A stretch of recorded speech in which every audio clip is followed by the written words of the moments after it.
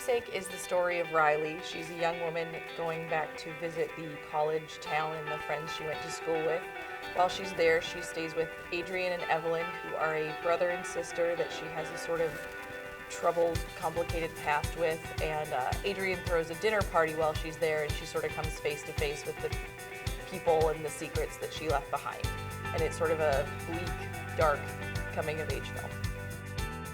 My producer and I at the time were very interested in doing something extremely character-driven, and so we were actually driving up to Fargo, North Dakota to do sound for a different film we were working on, and while we were there in the car, we sort of just story jammed it, and we would, okay, well, this person, let's figure out who this person is, and that person, let's figure out who that person is, and then once we sort of had an idea of who they were, we just started writing.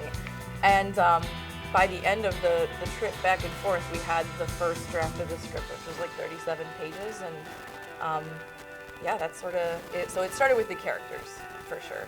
My acting background really helps my directing because I think I have an understanding of really the process of building a character and the process of internalizing a character.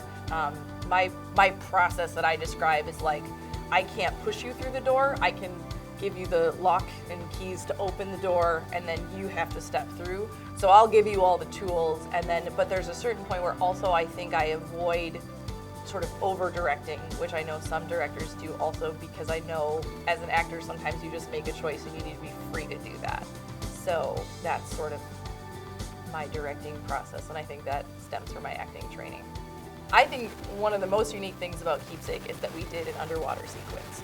We were also shooting with a GoPro, which doesn't have a viewfinder, and a DSLR in a underwater rig, which basically amounted to like a $35 Ziploc bag, and it didn't quite fit the camera, so neither of our camera ops could really see what they were shooting, but we sort of jumped in the water and splashed around for a couple of hours and drove back home, and when we looked at the footage, it was some of the most really poetic and breathtaking footage in the whole thing. And sort of true to form, everyone else was really worried, and I sort of was like, well, of course we were going to get good footage.